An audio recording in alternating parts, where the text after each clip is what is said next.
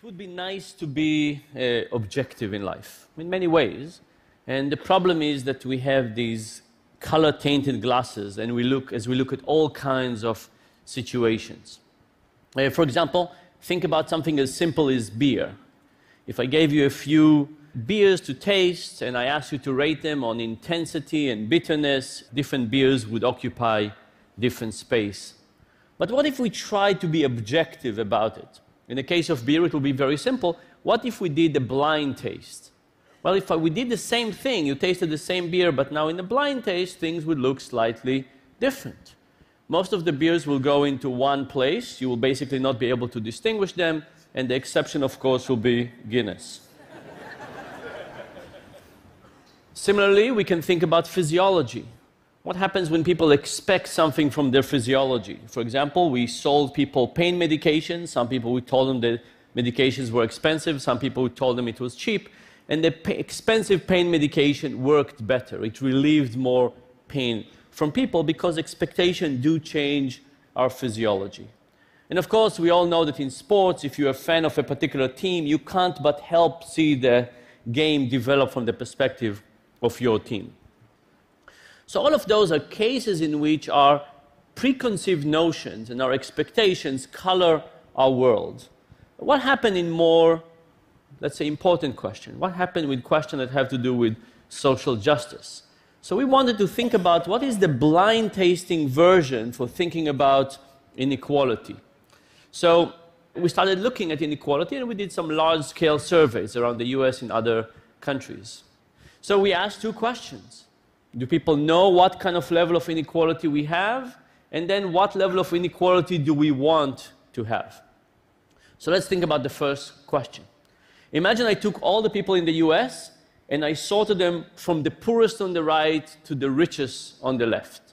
And then I divided them into 5 buckets. The poorest 20%, the next 20%, the next, and the richest 20%. And then I asked you to tell me how much wealth do you think is concentrated in each of those buckets.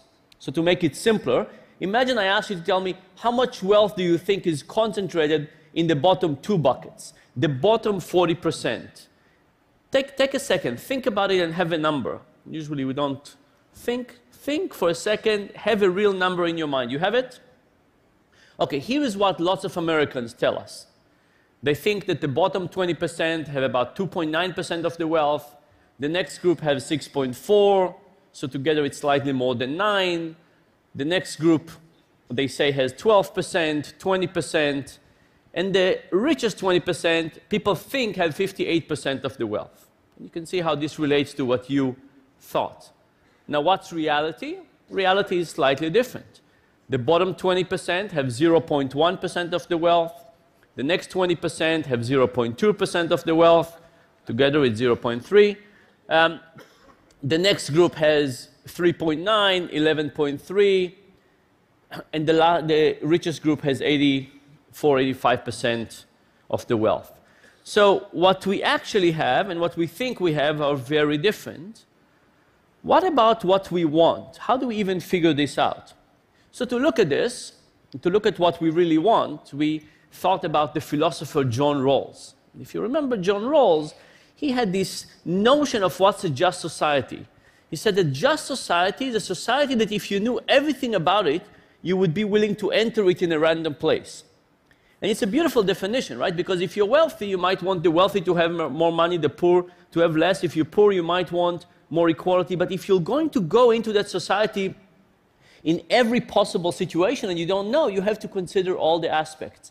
It's a little bit like blind tasting, in which you don't know what the outcome would be when you make a decision. And Rawls called this the veil of ignorance. So we took another large group of Americans, and we asked them the question in veil of ignorance. What is the characteristics of a country that would make you want to join it, knowing that you could end randomly in any place? And here is what we got. What did people want to give to the first group, the bottom 20%? They wanted to give them about 10% of the wealth. The next group, 14% of the wealth, 21, 22, and 32. Now, nobody in our sample wanted full equality, right? Nobody thought that socialism is a fantastic idea in our sample. But what does it mean? It means that we have this knowledge gap between what we have and what we think we have, but we have at least as a big gap between what we think is right to what we think we have. Now we can ask this question, by the way, not just about wealth, we can ask it about other things as well. So for example, we asked people from different parts of the world about this question. People who are liberals and conservatives, and they gave us basically the same answer. We asked rich and poor, they gave us the same answer. Men and women, NPR listeners and Forbes readers. We asked people in England, Australia, the US, very similar answers. We even asked different departments of a university. We went to Harvard and we checked almost every department. And the fact from Harvard Business School, where a few people wanted the wealthy to have more and the rich to have less, the similarity was astonishing. I know some of you went to Harvard Business School. We also asked this question about something else. So we asked, what about the ratio of CEO pay to unskilled workers? So you can see what people think is the ratio. And then we can ask the question, what do they think should be the ratio? And then we can ask, what is reality? What is reality? And you could say, well, it's not that bad, right? The red and the yellow are not that different. But the fact is, it's because I didn't draw them on the same scale. It's hard to see, there's yellow and blue in there. So what about other outcomes of wealth? Wealth is not just about wealth. We asked, what about things like health? What about availability of prescription medication? What about life expectancy? What about life expectancy of infants? How do we want this to be distributed? What about education for young people and for older people? And across all of those things, what we learned was that people don't like inequality of wealth, but there's other things that inequality, which is an outcome of wealth, is even more aversive to them. For example, inequality in health or education. We also learned that people are particularly open to changes in inequality when it comes to people who have less agency, basically young kids and baby, because we don't think of them as responsible to their situation. So what are some lessons from this? We have two gaps. We have a knowledge gap and we have a desirability gap. And the knowledge gap is something that we think about, how do we educate people? How do we get people to think differently about inequality and the consequences of inequality in terms of health, education, jealousy, crime rate, and so on. Then we have the desirability gap. How do we get people to think differently about what we really want?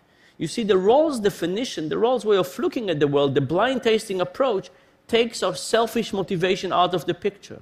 How do we implement that to a higher degree on a more extensive scale? And finally, we also have an action gap. How do we take these things and actually do something about it? I think part of the answer is to think about people like young kids and babies that don't have much agency, because people seem to be more willing to do this. To summarize, I would say next time you go to drink beer or wine, first of all, think about what is it in your experience that is real and what is it in your experience that is a placebo effect coming from expectations. And then think about what it also means for other decisions in your life and hopefully also to policy questions that affect all of us. Thanks a lot.